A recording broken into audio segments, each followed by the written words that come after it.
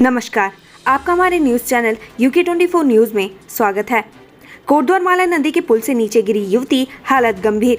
माला नदी के पुल से 19 वर्षीय युवती नदी में गिर गई। स्थानीय लोगों ने आनंद फानन में युवती को कोटद्वार अस्पताल पहुंचाया, जहां युवती का उपचार जारी है। बेस अस्पताल के चिकित्सा अधीक्षक ने बताया कि युवती को गंभीर चोटें आई हैं। सिटी स्कैन के बाद ही कुछ स्पष्ट बताया जा सकता है। ट्रेन की चपेट में आकर बुजुर्ग व्यक्ति की मौत। सहारनपुर लक्सर रेल मार्ग पर 65 वर्षीय अज्ञात बुजुर्ग की ट्रेन की चपेट में आकर मौत हो गई। वहीं सूचना पाकर मौके पर पहुंची पुलिस ने शव का पंचनामा भर पोस्टमार्टम के लिए भेज दिया है। पुलिस ने बताया कि मृतक की शिनाख्त नहीं हो पाई है। डोईवाला में बाइक चोर गिरोह का खुलासा, 6 गिरफ्तार, 17 बाइक बरामद। डोईवाला पुलिस ने बाइक चोर गिरोह का खुलासा किया है। मामले में 6 बाइक चोरों को पुलिस ने गिरफ्तार किया। इनके कब्जे से 17 बाइक बरामद की गई हैं। सीएम धामी के चुनाव प्रचार के लिए चंपावत रवाना हुए अखाड़ा परिषद के अध्यक्ष पुष्कर सिंह धामी के उपचुनाव प्रचार के लिए संतों ने चंपावत की ओर रुख करना शुरू कर दिया है। आज अखिल भारतीय अखाड़ा परिषद अध्यक्ष चंपावत रवाना हुए।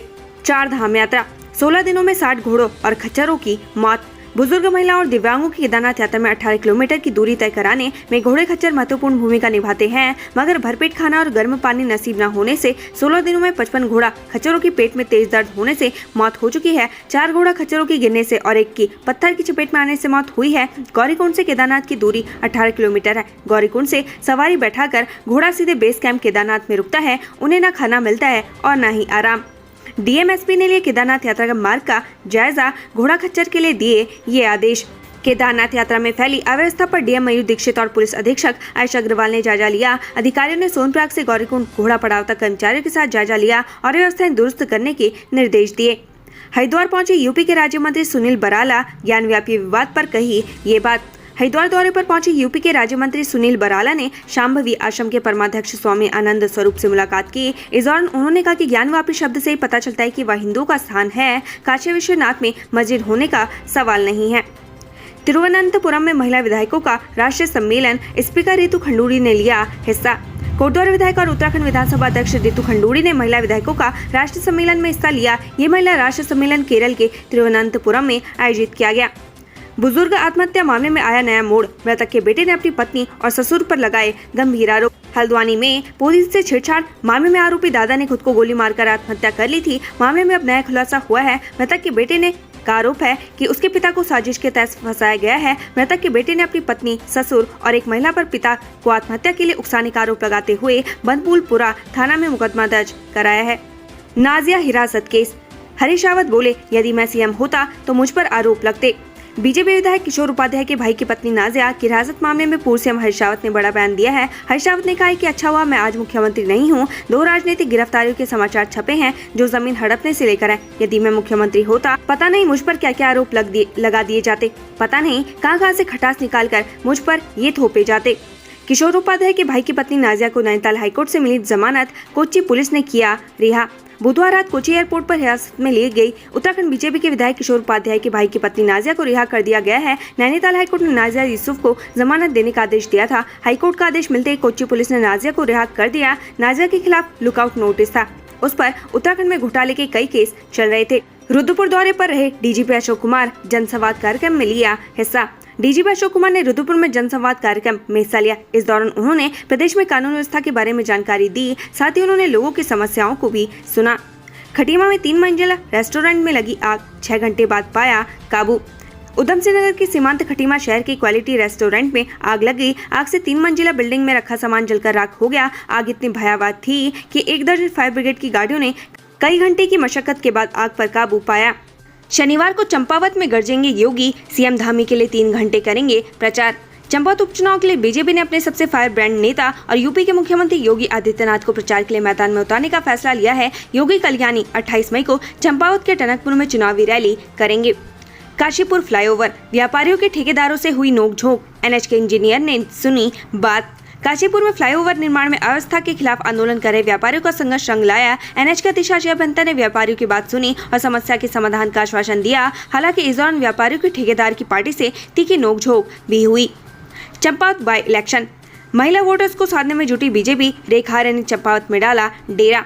चंपावत उपचुनाव में महिला मतदाता बेहद महत्वपूर्ण भूमिका में रहेंगी। 14 फरवरी को हुए विधानसभा सामान्य चुनाव में चंपावत जिले की दोनों विधानसभा सीटों पर महिला मतदाताओं ने पुरुष वोटरों की अपेक्षा अधिक मतदान किया था। ऐसे में बीजेपी महिला वोटर्स को साधने में जुटी है।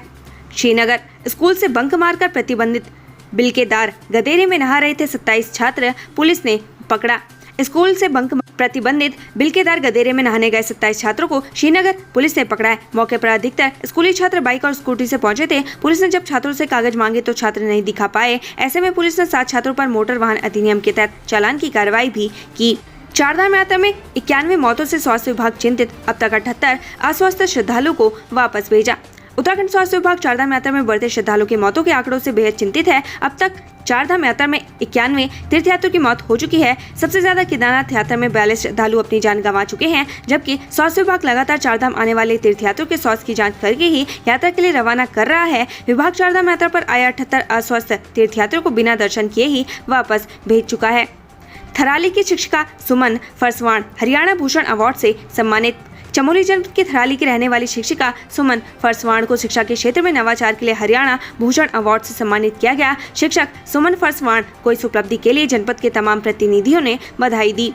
अच्छी खबर, काली नदी पर 2 अंतर्राष्ट्रीय झूला पुलों का उद्घाटन और करीब आए भारत और नेपाल। भारत और नेपाल के बीच 2 और अंतर्राष्ट्रीय पुलों को जनता के लिए खोल दिया गया है। गुरुवार को दोनों देशों के अधिकारियों ने संयुक्त रूप से पुलों का उद्घाटन किया। इन दोनों पुलों को नेपाल सरकार ने बनाया है। हर की पैड़ी पर गंगा में छलांग लगाना युवक को पड़ा भारी, पत्थर पर सिर टकराने से मौत।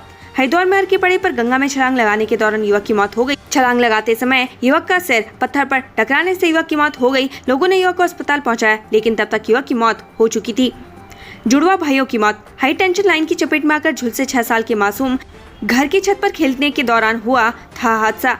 करंट की चपेट में आए मासूम जुड़वा भाइयों की इलाज के दौरान मौत हो गई। झुलसने के बाद उनका महंत अस्पताल में इलाज चल रहा था। शुक्रवार को दोनों ने दम तोड़ दिया। प्रेमनगर क्षेत्र के स्थित नंदन इनक्लेव में घर की छत पर खेल रहे 6 वर्षीय जुड़वा भाई हाई टेंशन लाइन की चपेट में आकर गंभीर रूप से झुलस गए थे। दोनों के परिजन प्रेमनगर अस्पताल ले गए, जहां डॉक्टर ने इलाज की व्यवस्था न होने का हवाला देते हुए कोरोनेशन रेफर कर दिया। परिजन कोरोनेशन अस्पताल लेकर पहुंचे तो डॉक्टर ने बर्न वार्ड और आईसीयू बेड न होने की बात कह कैलाश हॉस्पिटल में रेफर कर दिया। कैलाश हॉस्पिटल से दोनों को महंत इंद्रेश अस्पताल रेफर कर दिया गया। पहले एक की हालत गंभीर बताई गई। नंदन एनक्लेव निवासी शेष सिंह के 6 वर्षीय जुड़वा बच्चे रोहित और मोहित बीते मंगलवार को सुबह घर की छत पर खेल रहे थे, जबकि मां घरेलू कामकाज में व्यस्त थी। बारिश से छत गीली होने से दोनों बच्चे हाई टेंशन लाइन की चपेट में आ गए, जिससे दोनों झुलस गए। एक बच्चे का पैर करंट से फट गया।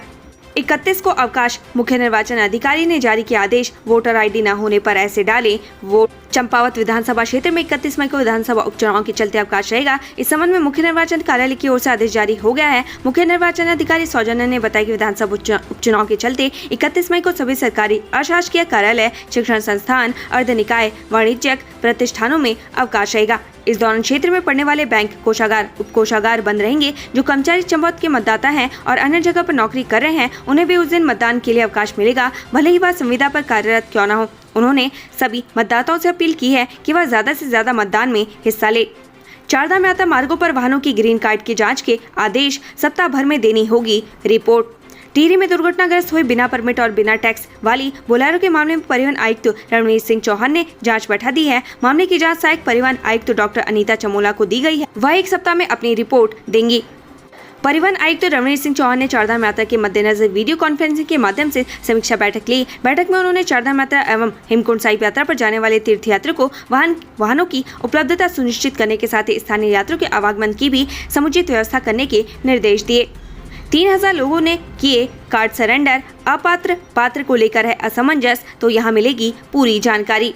सरकार की ओर से अपात्र राशन कार्ड धारकों के खिलाफ सख्त कार्रवाई की घोषणा के बाद अपात्र लोग बड़ी संख्या में कार्ड जमा कराने जिला पूर्ति कार्यालय पहुंच रहे हैं। अब तक करीब 3000 लोग अपने कार्ड सरेंडर कर चुके हैं। कार्ड सरेंडर करने के लिए डीएसओ कार्यालय में भीड़ जुट रही है। दरअसल सरकार की ओर से अपात्र राशन कार्ड धारकों को 31 मई तक अपने कार्ड सरेंडर करने को कहा गया है। चेतावनी दी गई है कि इसके बाद जांच में अपात्र पाए जाने वाले संबंधित के खिलाफ मुकदमा दर्ज किया जाएगा। सरकार की इस घोषणा के बाद बड़ी संख्या में अपात्र लोग जिला पूर्ति कार्यालय पहुंचकर कार्ड जमा करा रहे हैं। जिला पूर्ति अधिकारी जसवंत सिंह कंडारी ने बताया कि अब तक 3000 लोग कार्ड जमा करवा चुके हैं। बद्रीनाथ धाम में भारी भीड़ में परिवार से बिछड़े 40 लोग, सुरक्षा के साथ मददगार बनी पुलिस। चारधाम यात्रा में पर्यटन पुलिस ने अब तक परिवार से बिछड़े 40 लोगों को परिवार से मिला है। बद्रीनाथ धाम में श्रद्धालुओं की भारी भीड़ के दौरान 40 लोग परिवार से बिछड़ गए थे। इन्हें पर्यटन पुलिस की मदद से परिजनों से मिलाया गया। पर्यटन सचिव दिलीप जावलकर ने बताया कि चारधाम यात्रा के दौरान तीर्थयात्रियों को सुविधा उपलब्ध कराने के लिए सभी विभाग पूरी तरीके से मुस्तैद है। यात्रा मार्ग पर पर्याप्त संख्या में पुलिस बल, होमगार्ड, पीआरडी व पीआईसी तैनात की गई है। किसी प्रकार की अप्रिय स्थिति से निपटने के लिए चारधाम यात्रा पर एसडीआरएफ के जवान तैनात है।